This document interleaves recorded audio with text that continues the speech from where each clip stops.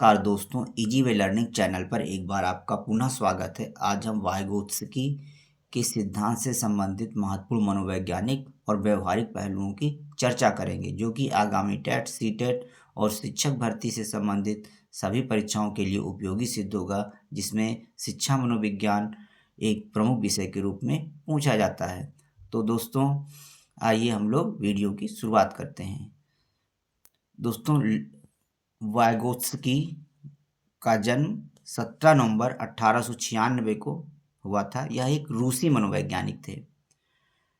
इनकी शिक्षा 1917 में मॉस्को विश्वविद्यालय से इन्होंने कानून की डिग्री प्राप्त की, लेकिन बाद में मनोविज्ञान, भाषा विज्ञान व दर्शन शास्त्र का इन्होंने अध्ययन किया। इनकी मृत्यु अल्पायु में 37 वर्ष की आयु में ही 11 जून 1934 को तपेदिक के कारण हो गई।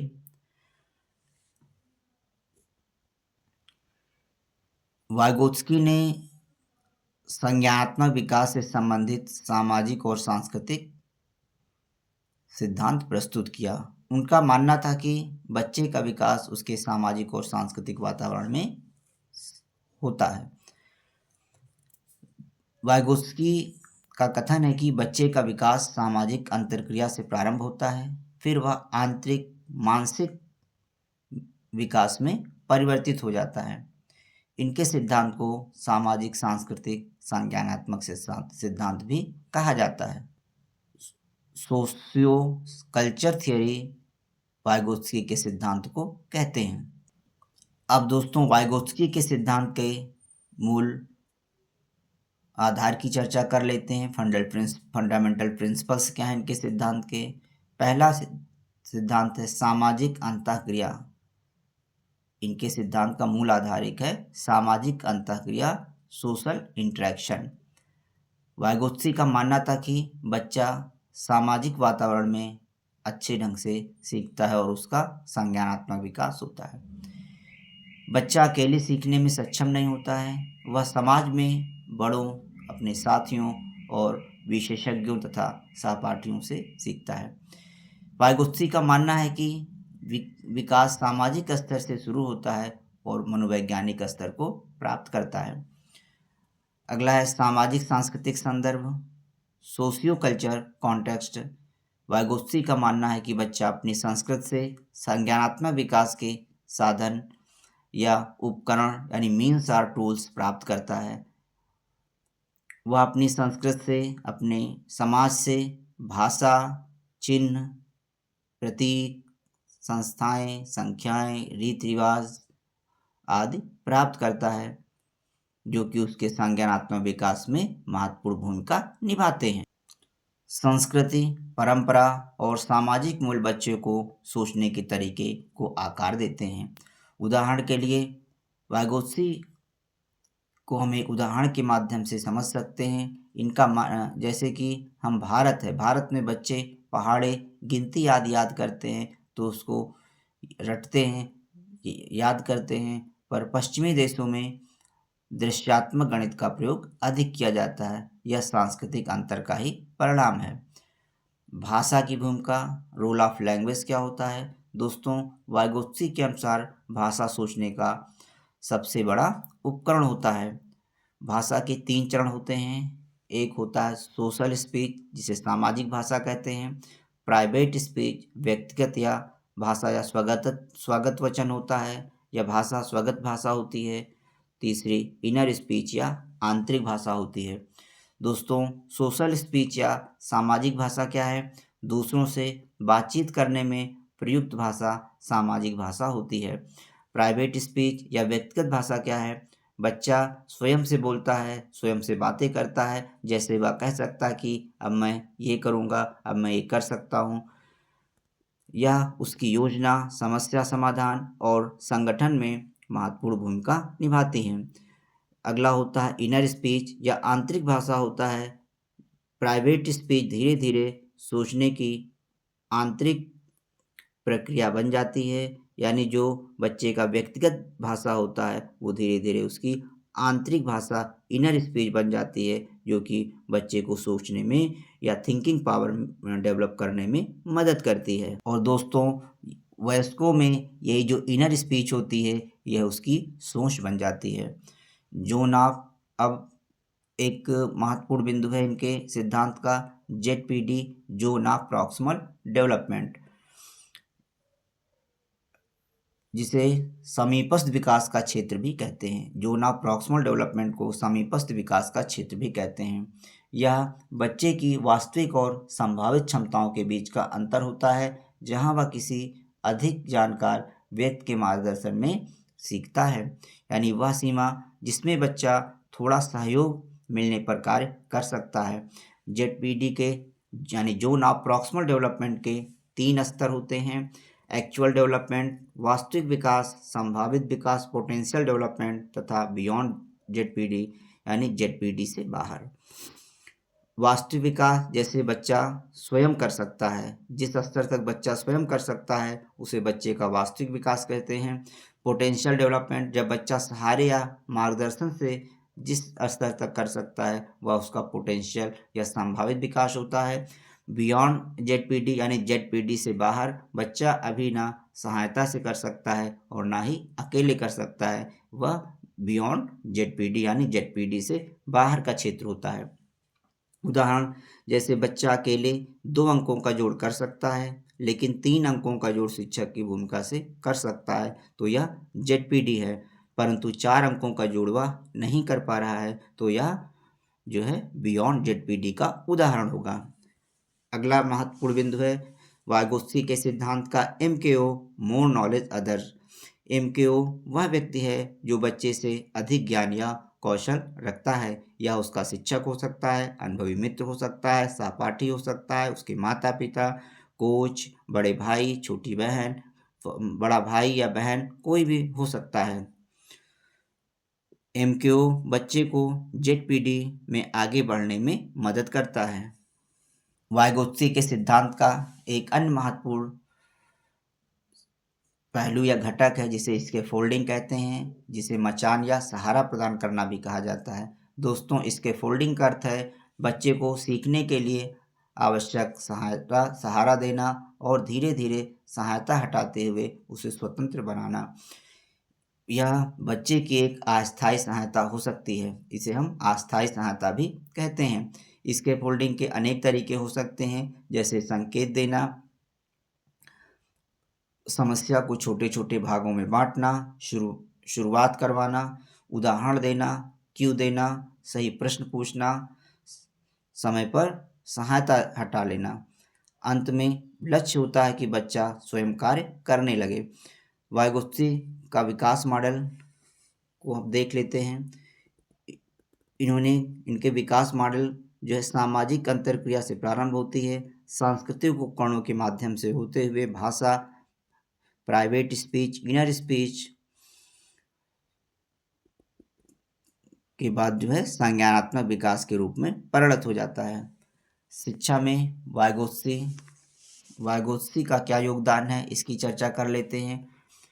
पहला है सहयोगात्मक अधिगम, कोलैबोरेटिव लर्निंग। दोस्तों, जो सहयोगात्मक अधिगम का कॉन्सेप्ट है वह कहीं ना कहीं वाइगोत्स्की के सिद्धांत का बहुत बड़ा योगदान है। सहयोगात्मक अधिगम के अंतर्गत समूह कार्य, जोड़ी कार्य यानी पेयरिंग वर्क, सहयोग, सहपाठी सहयोग, सहपाठियों की मदद से कार्य करना और पीयर ट्यूटोरिंग जैसे कार्य आते हैं। अगला है गाइडेड पार्टिसिपेशन यानी मार्गदर्शित सहभागिता। शिक्षक सक्रिय सहयोगी बनता है, नियंत्रक के रूप में कार्य नहीं करता है। रोल ऑफ लैंग्वेज या भाषा का महत्व, जिसमें कक्षा में चर्चा, ग्रुप डिस्कशन होता है, प्रश्न उत्तर, क्वेश्चन और आंसरिंग यानी क्वेश्चनिंग होती है, संवाद आधारित शिक्षण किया जाता है और भाषा में सोचने का अधिक से अधिक अवसर दिया जाता है। साथ ही साथ बच्चे को अपनी बातों को, अपने भावों को अधिक से अधिक व्यक्त करने का अवसर प्रदान किया जाता है। अगला है चाइल्ड सेंटर्ड लर्निंग, जिसमें मानकर चला जाता है कि बच्चा सक्रिय भागीदार के रूप में कार्य करता है, शिक्षक एक फैसिलिटेटर की भूमिका निभाता है।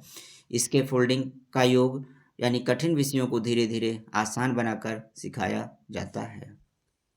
जेडपीडी आधारित शिक्षण ना बहुत आसान ना बहुत कठिन हो। शिक्षण बच्चों के जेडपीडी के अनुसार यानी उसके जोन ऑफ प्रॉक्सिमल डेवलपमेंट के अनुसार होना चाहिए। आइए अब दोस्तों वाइगोत्स्की और जीन पियाजे के बीच अंतर कर लेते हैं।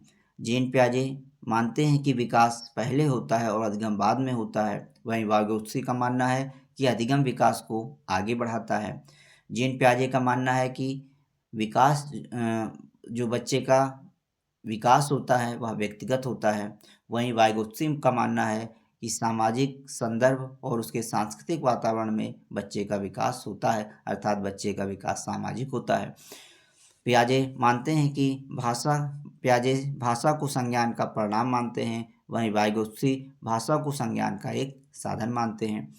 जीन पियाजे बालक के संज्ञानात्मक विकास के 4 स्पष्ट चरण बताते हैं, जिसमें संवेदी गामक अवस्था सेंसरी मोटर स्टेज जो कि 0 से 2 वर्ष तक होती है, पूर्व संक्रियात्मक अवस्था प्री ऑपरेशनल स्टेज जो कि 2 से 7 वर्ष की अवस्था होती है, मूर्त संक्रियात्मक अवस्था कॉन्क्रीट ऑपरेशनल स्टेज जो कि 7 से 11 वर्ष की अवस्था होती है, और औपचारिक संक्रियावस्था फॉर्मल ऑपरेशन स्टेज जो कि 11 वर्ष से आगे की अवस्था होती है।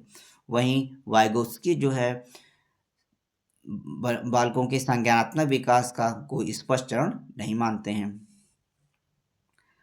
जीन पियाजे बच्चे के संज्ञानात्मक विकास को उसका सेल्फ डिस्कवरी मानते हैं, अर्थात उनका मानना है कि बच्चा स्वयं के प्रयास से अपना विकास करता है, संज्ञानात्मक विकास करता है, इसीलिए जीन पियाजे बच्चे को लिटिल साइंटिस्ट कहते हैं। वहीं वाइगोत्स्की का मानना है कि बच्चा जो है गाइडेड लर्निंग करता है, अर्थात दूसरों के मार्गदर्शन से सीखता है।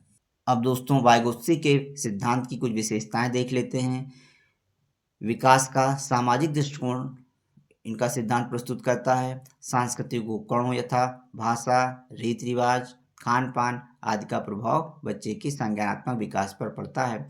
भाषा का केंद्रीय स्थान, एमकेओ की भूमिका, जेडपीडी की महत्वपूर्ण अवधारणा, स्कैफोल्डिंग का उपयोग और शिक्षा में सहयोगात्मक वातावरण, ये वाइगोत्स्की के सिद्धांत की कुछ महत्वपूर्ण विशेषताएं हैं।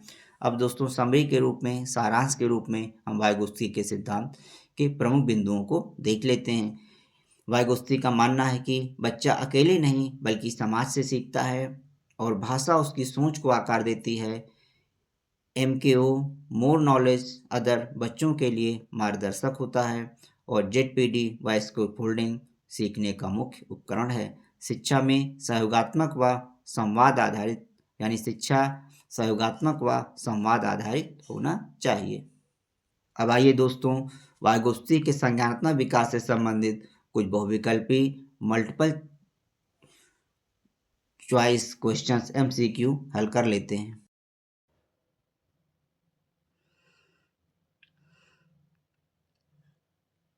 तो आइए दोस्तों अब जीन पियाजे और वाइगोत्स्की के सिद्धांत पर आधारित महत्वपूर्ण एमसीक्यू क्वेश्चंस को डिस्कस कर लेते हैं।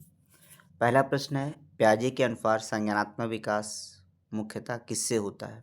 4 ऑप्शन दिए गए। भाषा से होता है, सामाजिक संपर्क से होता है, परिपक्वता एवं स्वयं के अनुभव से होता है, या अनुकरण से होता है। दोस्तों पियाजे के अनुसार संज्ञानात्मक विकास मुख्य रूप से परिपक्वता एवं स्वयं के अनुभव से होता है। जीन पियाजे का मानना था कि बच्चे का जो संज्ञानात्मक विकास होता है वह मैच्योरिटी लेवल और आयु विशेष के स्तर के अनुसार होता है। इसके लिए पियाजे ने बच्चे के संज्ञानात्मक विकास के 4 स्पष्ट चरण बताए हैं। पहला चरण इन्होंने 0 से 2 वर्ष बताया, जिसे इन्होंने संवेदी गामक अवस्था बताया, यानी सेंसर मोटर स्टेज बताया 0 से 2 वर्ष। दूसरी स्टेज इन्होंने पूर्व संक्रियात्मक अवस्था कहा है, जो कि 2 से 4 वर्ष की अवस्था होती है। तीसरी अवस्था मूर्त संक्रियात्मक अवस्था होती है, जो कि 7 से 11 वर्ष होती है। और चौथी और आखिरी अवस्था औपचारिक संक्रिया अवस्था होती है, जो कि 11 वर्ष से आगे की अवस्था होती है। दूसरा प्रश्न है, वाइगोत्स्की के अनुसार विकास का मुख्य स्रोत क्या है? ऑप्शन दिए गए हैं। पहला परिपक्वता है, दूसरा सामाजिक सांस्कृतिक संपर्क है, तीसरा ऑप्शन आनुवंशिकता है और चौथा ऑप्शन अमूर्त तर्क है। तो दोस्तों, वाइगोत्स्की के अनुसार विकास का मुख्य स्रोत सामाजिक सांस्कृतिक संपर्क है। तीसरा प्रश्न है, एक स्टेटमेंट दिया गया है कि learning leads to development. Learning leads to development, यह कथन किसका है? ऑप्शन दिए गए हैं। पहला ऑप्शन है पियाजे, दूसरा वाइगोत्स्की, तीसरा कोहलबर्ग या चौथा ऑप्शन है चोम्स्की। तो दोस्तों, लर्निंग लीड्स टू डेवलपमेंट यानी सीखना जो है विकास का नेतृत्व करता है, यह वाइगोत्स्की का सिद्धांत है। यानी इनका मानना है कि पहले सीखा जाता है, अधिगम होता है और अधिगम के साथ ही विकास होता है। दोस्तों, पियाजे ने संज्ञानात्मक विकास का सिद्धांत दिया। वाइगोत्स्की ने जो है वाइगोत्स्की के सिद्धांत को संज्ञानात्मक विकास का सिद्धांत या भाषा विकास का सिद्धांत भी कहते हैं।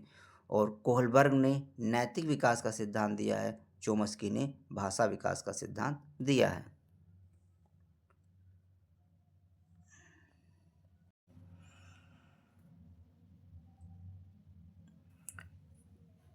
जोन ऑफ प्रॉक्सिमल डेवलपमेंट का कॉन्सेप्ट जो है वाइगोत्स्की ने दिया। जोन ऑफ प्रॉक्सिमल डेवलपमेंट का अर्थ है कि वह सीमा जिसमें बच्चा थोड़ा सहयोग मिलने पर कार्य कर सकता है। पियाजे ने संज्ञानात्मक विकास का सिद्धांत दिया। ब्रूनर ने भी संज्ञानात्मक विकास का सिद्धांत दिया और बंडूरा ने सामाजिक अधिगम का सिद्धांत दिया। पियाजे ने संज्ञानात्मक विकास की 4 अवस्थाएं बताई हैं, जिसको हम SPMA इन 4 वर्ड के माध्यम से क्रमबद्ध ढंग से याद रख सकते हैं, क्योंकि इनके सिद्धांत को के जो विभिन्न प्रकार की अवस्थाएं हैं, इन्होंने बाल विकास की अवस्थाएं बताई हैं जिन पियाजे ने उन अवस्थाओं को क्रम से लगाने के लिए आता है। तो S से संवेदी गामक अवस्था, P से पूर्व संक्रियात्मक अवस्था, M से मूर्त संक्रियात्मक अवस्था और A से औपचारिक संक्रियावस्था होती है। वाइगोत्स्की का सिद्धांत जो है सामाजिक सांस्कृतिक सिद्धांत कहलाता है। ब्रूनर ने भी संज्ञानात्मक सिद्धांत दिया। ब्रूनर के संज्ञानात्मक सिद्धांत के 3 चरण होते हैं। दोस्तों, ब्रूनर के संज्ञानात्मक सिद्धांत के कितने चरण होते हैं? 3 चरण इन्होंने बताए हैं। इसको हम एक वर्ड E, I और S से आसानी से याद रख सकते हैं। E का मतलब इनएक्टिव स्टेज, I का मतलब इकोनिक स्टेज और S का मतलब सिंबॉलिक स्टेज। यानी इनएक्टिव स्टेज बच्चा पहले क्रियाओं के माध्यम से सीखता है, इकोनिक यानी फिर छवि के माध्यम से सीखता है और फिर सिंबॉलिक संकेत के माध्यम से सीखता है। बंडूरा ने सामाजिक अधिगम का प्रत्यय दिया। सामाजिक अधिगम का प्रत्यय है कि व्यक्ति जो है, इनका मानना था कि बहुत से कार्य ऐसे होते हैं जिसको जो है व्यक्ति दूसरों को देख करके सीखता है। इसमें इन्होंने मॉडलिंग का कॉन्सेप्ट दिया और एक उदाहरण के रूप में इसको समझ सकते हैं। मान लिया जैसे चाय बनाना हो, या तो बच्चा क्या करेगा, या किसी व्यक्ति को चाय बनाना देखेगा और फिर उसको देख करके चाय बनाने का अभ्यास करेगा। 5वां प्रश्न है, ZPD zone of proximal development का कॉन्सेप्ट किसने दिया? ZPD zone of proximal development का concept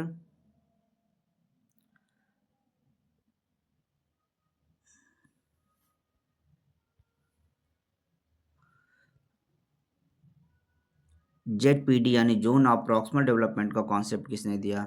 ZPD zone of proximal development का कॉन्सेप्ट ऑप्शन है पियाजे ने दिया, वाइगोत्स्की ने दिया, ब्रूनर ने दिया या बंडूरा ने दिया। तो दोस्तों, जोन ऑफ प्रॉक्सिमल डेवलपमेंट का कॉन्सेप्ट वाइगोत्स्की ने दिया था। पियाजे ने संज्ञानात्मक विकास के 4 चरण बताए। SPMA यानी संवेदी गामक अवस्था, पूर्व संक्रियात्मक अवस्था, मूर्त संक्रियात्मक अवस्था और औपचारिक संक्रियात्मक अवस्था। जेम्स ब्रूनर ने संज्ञानात्मक विकास के 3 चरण बताए हैं, जिसको हम E, I और S इन 3 अक्षरों की मदद से याद रख सकते हैं। E से इनएक्टिव स्टेज, I से इकोनिक स्टेज और S से सिंबलिक स्टेज।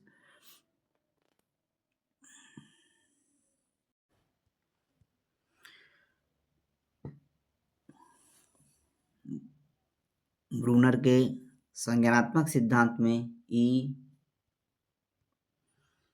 ई, आई और एस तीन स्टेजेस आते हैं। ई यानी इनएक्टिव स्टेज, आई यानी आइकोनिक स्टेज, एस यानी सिंबलिक स्टेज।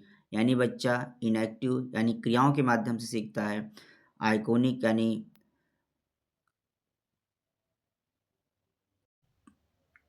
प्रतिबिंब के माध्यम से सीखता है, आई फॉर आइकोनिक यानी प्रतिबिंब इमेजेस के माध्यम से सीखता है, और एस फॉर सिंबलिक यानी संकेत के माध्यम से सीखता है। बंडूरा ने सामाजिक अधिगम का संप्रत्यय दिया। इनके सिद्धांत में मॉडलिंग एक महत्वपूर्ण कॉन्सेप्ट होता है। इनका मानना था कि कोई व्यक्ति कुछ सीखने के लिए पहले लोगों को देखता है, देख करके उसको अपने मस्तिष्क में ग्रहण करता है और उसका फिर देख करके उसका अनुसरण करता है। अगला प्रश्न है, प्याजे ने बच्चों को किस रूप में देखा है? यानी प्याजे बच्चों को किस रूप में देखते हैं? ब्लैंक स्लेट के रूप में देखते हैं, पैसिव लर्नर के रूप में देखते हैं, लिटिल साइंटिस्ट के रूप में देखते हैं, या सोशल लर्नर के रूप में देखते हैं? तो दोस्तों, जेन प्याजे बच्चों को लिटिल साइंटिस्ट के रूप में देखते हैं। अगला प्रश्न है, वाइगोत्स्की के अनुसार स्केप फोल्डिंग क्या होता है? ऑप्शन दिए गए हैं। पहला, अनियंत्रित प्रयोग होता है। दूसरा, शिक्षक का अस्थायी सहारा देना, या वस्तुओं का वर्गीकरण करना, या फिर प्रतिलोम्यता होता है। तो दोस्तों, वाइगोत्स्की के अनुसार इसके फोल्डिंग का अर्थ होता है शिक्षक को अस्थायी सहायता देना होता है। प्याजे के अनुसार भाषा क्या है? तो दोस्तों, प्याजे के अनुसार भाषा, ऑप्शन दिए गए, सोच का परिणाम है, सोच समाज का प्रभाव है, सोच का कारण है, या अनुकरण का साधन है। तो दोस्तों, प्याजे के अनुसार भाषा सोच का कारण होती है। नवा प्रश्न है, वाइगोत्स्की के अनुसार भाषा क्या है? चार ऑप्शन है। पहला ऑप्शन है विकास का अंतिम चरण है, संज्ञानात्मक विकास का साधन है, सी केवल संप्रेषण है, या फिर स्वाभाविक क्षमता है। तो दोस्तों, वाइगोत्स्की के अनुसार भाषा संज्ञानात्मक विकास का एक साधन है। 10वां प्रश्न है, कौन से सिद्धांत निश्चित उम्र आधारित अवस्थाओं को स्वीकार करती है? चार ऑप्शन दिए गए हैं, वाइगोत्स्की, प्याजे, थॉर्नडाइक और स्किनर। तो दोस्तों, प्रश्न है कि कौन सा सिद्धांत निश्चित उम्र आधारित अवस्थाओं को स्वीकार करता है? जीन प्याजे का सिद्धांत निश्चित उम्र आधारित अवस्थाओं को स्वीकार करता है, क्योंकि जीन प्याजे ने बच्चों के संज्ञानात्मक विकास की चार स्पष्ट अवस्थाएं बताई हैं, जिसमें इन्होंने कहा कि 0 से 2 वर्ष तक जो है संवेदी गामक अवस्था, सेंसरी मोटर स्टेज होती है।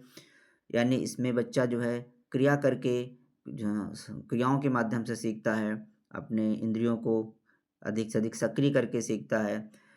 इसके बाद इन्होंने बताया पूर्व संक्रियात्मक अवस्था, जो कि 2 से 4 वर्ष की अवस्था होती है। पूर्व संक्रियात्मक अवस्था 2 से 4 वर्ष की अवस्था होती है, और मूर्त संक्रियात्मक अवस्था 4 से 7 वर्ष की अवस्था होती है, तथा औपचारिक संक्रिया अवस्था 7 से आगे वर्ष की अवस्थाएं होती हैं। इस प्रकार प्याजे ने जो है निश्चित उम्र आधारित अवस्थाओं को स्वीकार किया है। 11 नंबर का प्रश्न है कि निजी भाषा प्राइवेट स्पीच किसका सिद्धांत है? ऑप्शन दिए गए हैं, प्याजे का सिद्धांत है, वाइगोत्स्की का सिद्धांत है, ब्रूनर का सिद्धांत, या गैने का सिद्धांत है। तो दोस्तों, निजी भाषा प्राइवेट स्पीच जो है वह वाइगोत्स्की के सिद्धांत से संबंधित है। दोस्तों, प्याजे ने संज्ञानात्मक विकास की चार अवस्थाएं बताई हैं, संवेदी गामक अवस्था, पूर्व संक्रियात्मक अवस्था, मूर्त संक्रियात्मक अवस्था और औपचारिक संक्रियात्मक अवस्था। ब्रूनर ने संज्ञानात्मक विकास की 3 अवस्थाएं बताई हैं, जिसको हम ई, आई और एस से रख सकते हैं। इनएक्टिव स्टेज, आइकोनिक स्टेज और सिंबलिक स्टेज। ई फॉर यानी इनएक्टिव स्टेज जो होता है वो क्रियात्मक अवस्था होती है। क्रियात्मक अवस्था में बालक अपने वातावरण को क्रियाओं अथवा क्रिया प्रणाली के माध्यम से समझने का प्रयास करता है, जैसे हाथ पैर चलाना, साइकिल चलाना आदि बालकों को उसके वातावरण के साथ प्रतिक्रिया करने में सहायक होते हैं। इस अवस्था में मानसिक प्रतिबिंब अथवा भाषा का महत्व नहीं होता है, मनोचालक ज्ञान ही महत्वपूर्ण होता है। बच्चा किसी वस्तु को समझाने के लिए यानी समझने के लिए बालक उसे पकड़ता है, मोड़ता है, काटता है, रगड़ता है, सूंघता है, पटकता है।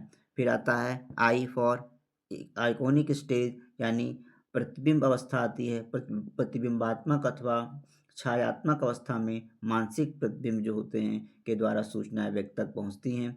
बालक चमक, शोर, गति और विविधता से प्रभावित होता है। बालकों में दृश्य स्मृति विकसित हो जाती है।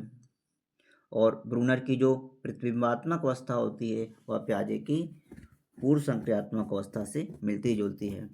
ब्रूनर का जो अंतिम अवस्था होती है संज्ञानात्मक विकास की, उसको उन्होंने संकेतात्मक अवस्था बताया। इनका मानना है कि संकेतात्मक अवस्था में बालक की क्रियात्मक तथा प्रत्यक्षीकृत समझ का प्रतिस्थापन संकेत प्रणाली के माध्यम से हो जाता है। अब बच्चे संकेत यानी सूत्र, गणित के सूत्र आदि कार्य करना प्रारंभ कर देते हैं। और वाइगोत्स्की ने सामाजिक सांस्कृतिक सिद्धांत दिया संज्ञानात्मक विकास का, और गैने ने अधिगम की सोपानकी बताई। इन्होंने अधिगम को 8 स्पष्ट सोपानों में इस विभाजित किया है।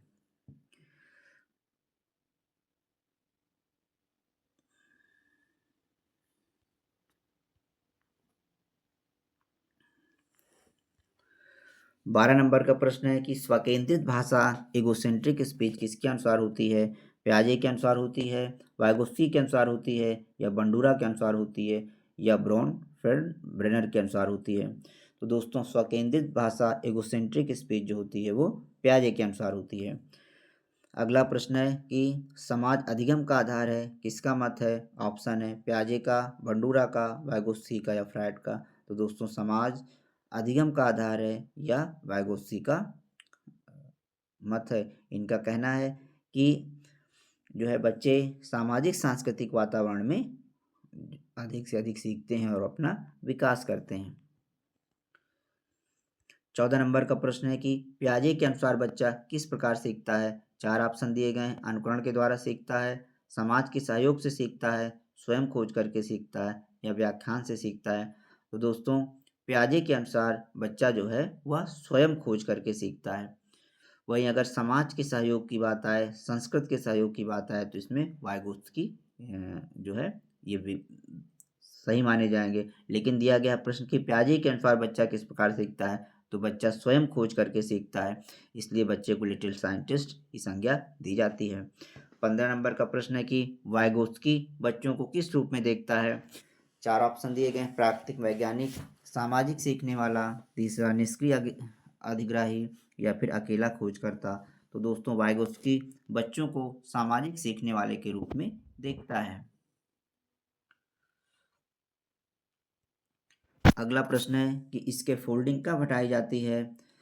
ऑप्शन है सीखने से पहले हटाई जाती है, जब बच्चा कार्य स्वतंत्र रूप से कर सके, या मूल्यांकन के समय, हमेशा।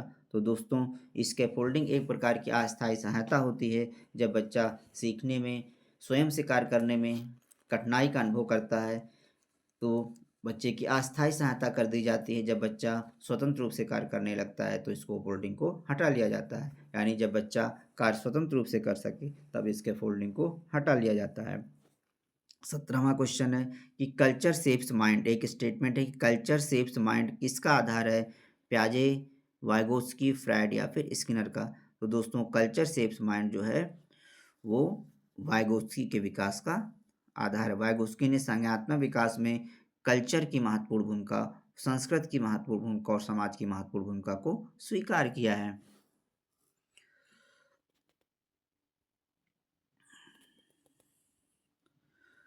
18 नंबर का प्रश्न है कि कौन विकास की सार्वभौमिक अवस्था बताता है? वाइगोत्स्की बताते हैं, प्याजे बताते हैं, बंडूरा बताते हैं, या फिर चोम्स्की बताते हैं? तो दोस्तों विकास की सार्वभौमिक अवस्थाएं जीन प्याजे ने बताई है। जीन प्याजे ने बच्चे के संज्ञानात्मक विकास की 4 स्पष्ट अवस्थाएं बताई हैं।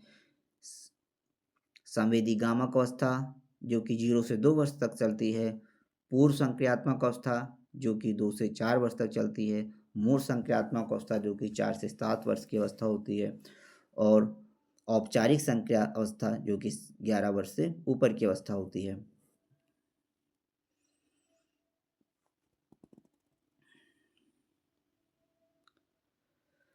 अगला प्रश्न है कि जेड में बच्चे को सीखने के लिए क्या चाहिए।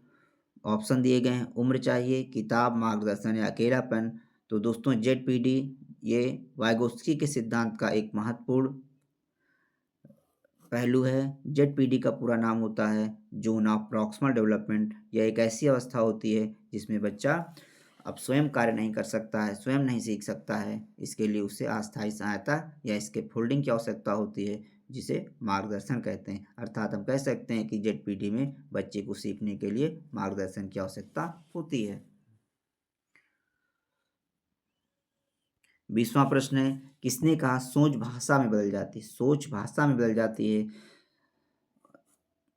तो ये कथन दोस्तों वाइगोत्स्की है। वाइगोत्स्की का मानना था कि सोच भाषा में बदल जाती है।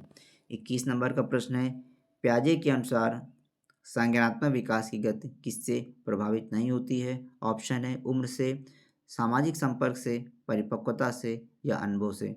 तो दोस्तों प्याजे के अनुसार संज्ञानात्मक विकास की गति जो है वह सामाजिक संपर्क से प्रभावित नहीं होती है।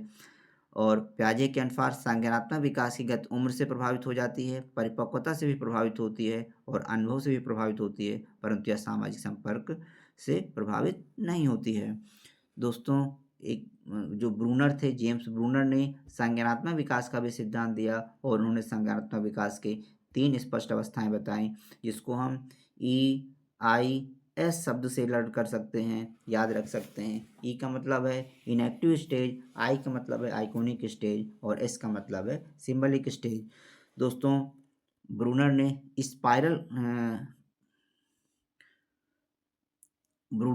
स्पाइरल करिकुलम का भी कॉन्सेप्ट दिया। स्पाइरल करिकुलम क्या होता है दोस्तों? स्पाइरल करिकुलम ये होता है जैसे कोई भी जो करिकुलम या पाठ्यक्रम होता है या पाठ्यवस्तु होती है, छोटी कक्षाओं में भी वो पढ़ाया जाता है। फिर जैसे जैसे कक्षाएं बढ़ती जाती हैं तो उसके अधिगम स्तर को, उसकी पाठ्यवस्तु के कठिनता स्तर को बढ़ाते जाते हैं, यानी स्पाइरल रूप में सारी चीज़ें आती जाती हैं। तो कहीं ना कहीं हम इसको कह सकते हैं कि ब्रूनर ने जो है स्पाइरल करिकुलम की संकल्पना को प्रतिपादित किया। ये हमें ध्यान रखना है।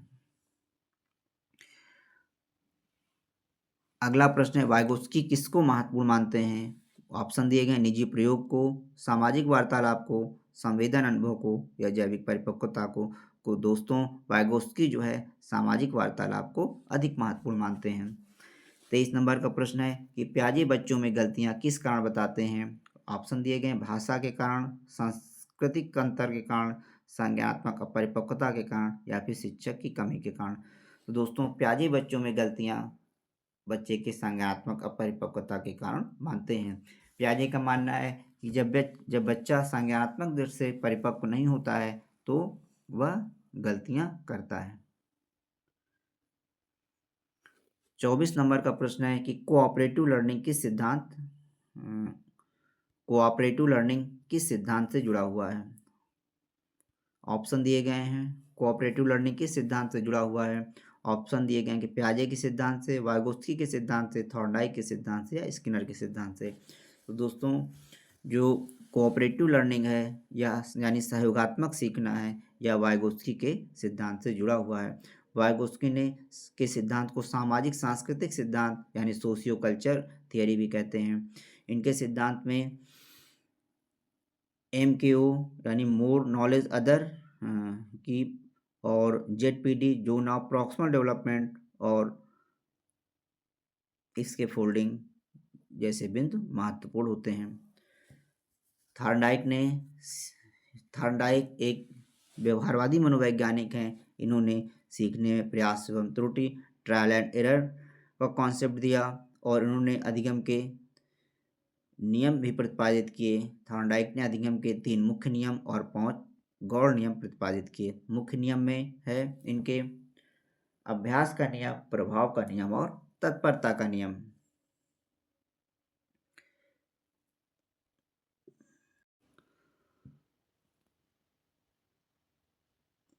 और थार्डाइक के गौड़ नियमों में आता है। बहुवचन क्रिया का नियम, लॉ ऑफ मल्टीपल रिस्पांस।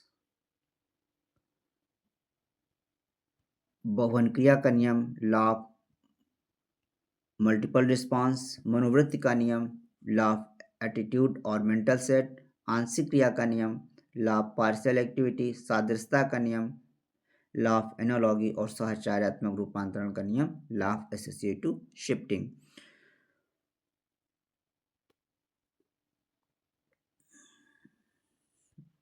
दोस्तों अगला प्रश्न है कि औपचारिक संक्रियात्मक अवस्था किसने बताई है। ऑप्शन दिए गए हैं, ब्रूनर ने बताई है, वागोस्की ने बताई है, पियाजे ने बताई या गॉर्डनर ने बताई है। तो दोस्तों औपचारिक संक्रियात्मक अवस्था ये जीन पियाजे के सिद्धांत की एक महत्वपूर्ण अवस्था होती है। जीन पियाजे ने बच्चों के संज्ञानात्मक विकास की 4 स्पष्ट अवस्थाएं बताई हैं, यानी संवेदी, गामक अवस्था, पूर्व संक्रियात्मक अवस्था, मूर्त संक्रियात्मक अवस्था और औपचारिक संक्रियात्मक अवस्था। जो चौथी अवस्था जीन पियाजे के द्वारा बताई गई है वो औपचारिक संक्रियात्मक अवस्था होती है। 26 नंबर का प्रश्न है कि सोच का सामाजिक उद्गम किसने बताया। प्रश्न ऑप्शन दिए गए, गैने ने बताया, वाइगोस्की ने बताया, ब्लूम ने बताया, ब्रूनर ने बताया। तो दोस्तों सोच का सामाजिक उद्गम सिद्धांत ये वाइगोत्स्की ने बताया। गैने ने दिया, गैने ने अधिगम सोपानकी दिया, यानी अधिगम करने के 8 स्पष्ट चरण बताए। गैने ने दो है अधिगम सोपानकी।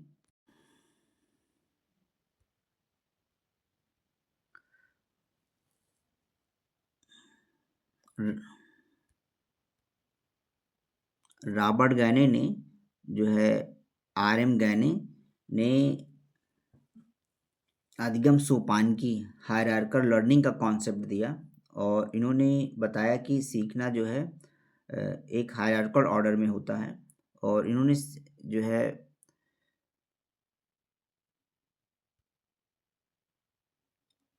8 अवस्थाएं सीखने की बताई हैं जो कि एक हायरार्कल ऑर्डर में होती हैं। 1 2 3 4 5 6 7।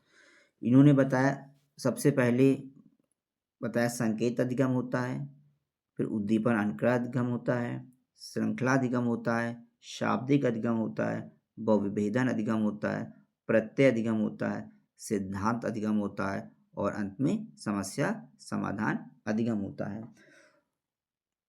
और सीखने का क्रम जो है धीरे धीरे जटिल होता जाता है। तो गैने ने जो है अधिगम का सोपान के सिद्धांत दिया और अधिगम के इन्होंने 8 स्पष्ट चरण बताए हैं और इनकी एक महत्वपूर्ण पुस्तक कंडीशंस ऑफ लर्निंग है। 27वां प्रश्न है कि पियाजे के अनुसार सीखने के दौरान बच्चा क्या करता है। ऑप्शन दिए गए हैं, स्मृति का प्रयोग करता है, संरचनाएं बनाता है, दुनिया की नकल करता है या शिक्षक पर निर्भर होता है। दोस्तों पियाजे के अनुसार सीखने के दौरान बच्चा संरचनाएं बनाता है। इनका मानना था कि बच्चा जो है सीखने के दौरान जब किसी वस्तु को देखता है, उसको सीखने का प्रयास करता है तो उससे संबंधित जो है मेंटल स्ट्रक्चर जो है उसके माइंड में बन जाती है, जिसको हम स्कीमा कहते हैं। जैसे सपोज दैट छोटा बच्चा होता है, जब पहली बार वह किसी कुत्ते को देखता है तो वो जान जाता है कि कुत्ते के 4 पैर होते हैं, कुत्ते की 4 टांगें होती हैं, कुत्ते का रंग सफ़ेद होता है और कुत्ता भौंकता है। यानी वो कुत्ते के कॉन्सेप्ट, जैसे कुत्ता वर्ड देखता है, कुत्ता को देखता है तो वो उसकी स्ट्रक्चर को, उसकी संरचना को अपने माइंड में फिट कर लेता है।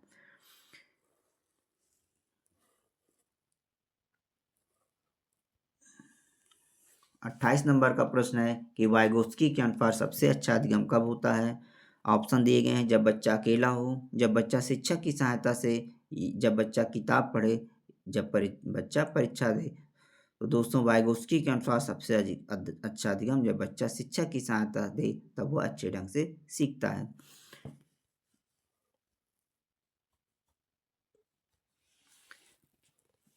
29वां प्रश्न है कि किस सिद्धांत में मोर नॉलेज अदर MQ महत्वपूर्ण होता है। ऑप्शन है पियाजे, फ्रायड, वाइगोत्स्की, स्किनर।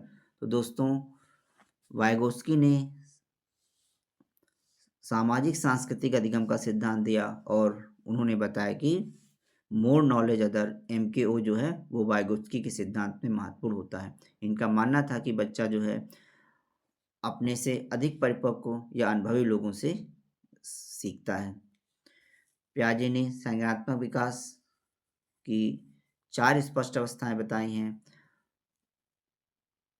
फ्रायड जो है मनोविश्लेषणात्मक सिद्धांत से संबंधित हैं। इन्होंने इड, ईगो, फ्रायड ने इड, ईगो और सुपर ईगो का कॉन्सेप्ट दिया है, यानी अहम, पराअहम, इदम, अहम और पराअहम का कॉन्सेप्ट दिया है। इदम, इड, अहम, ईगो और पराअहम, सुपर ईगो। और कॉन्शियस, प्री कॉन्शियस और सब कॉन्शियस का कॉन्सेप्ट भी जो है फ्रायड के द्वारा दिया गया है। स्किनर संज्ञानात्मक मनोवैज्ञानिक हैं और इन्होंने जो है सीखने के सिद्धांत का प्रतिपादन किया है और सीखने में मशीन और पुनर्भरण की भूमिका। इन्होंने माना कि सीखना एक प्रकार का मशीनी होता है, मशीन की भांति होता है और जो है इन्होंने जो है सीखने का क्रिया प्रसूत अनुबंधन सिद्धांत दिया और अपना प्रयोग इन्होंने कबूतर और चूहों पर करके अपने सिद्धांत यानी सीखने के सिद्धांत का प्रतिपादन किया। दोस्तों, आज का आखिरी प्रश्न है कि पियाजे और वाइगोत्स्की के सिद्धांत में मुख्य अंतर क्या है। 4 ऑप्शन दिए गए हैं। पियाजे और वाइगोत्स्की के अधिगम सिद्धांत में मुख्य अंतर क्या है। पहला ऑप्शन, दोनों सामाजिक सीखने पर जोर देते हैं। पियाजे ने निजी भाषा को महत्वपूर्ण माना है। पियाजे व्यक्तिगत खोज पर और पियाजे व्यक्तिगत खोज पर, वाइगोत्स्की सामाजिक सहयोग पर जोर देते हैं। और लास्ट ऑप्शन है, दोनों भाषा को विकास का साधन मानते हैं। तो दोस्तों, पियाजे और वाइगोत्स्की के सिद्धांत का मुख्य अंतर यह है कि पियाजे व्यक्तिगत खोज पर विशेष ध्यान देते हैं, वहीं वाइगोत्स्की सामाजिक सहयोग पर विशेष ध्यान देते हैं। तो दोस्तों, ये था वाइगोत्स्की का वाइगोत्स्की का संज्ञानात्मक विकास का सिद्धांत था। इसको हमने जो है जेन प्याजे के सिद्धांत से तुलना करके इसको समझने का प्रयास किया है ताकि कॉन्सेप्ट अधिक अच्छे से समझ में आ सके। तो दोस्तों, अगर ये वीडियो आपको अच्छा लगा हो, उपयोगी लगा हो, तो चैनल इजी वे लर्निंग को अधिक से अधिक सब्सक्राइब करें, वीडियो को शेयर करें और लाइक करें ताकि इसका लाभ अधिक से अधिक लोगों को मिल सके। धन्यवाद।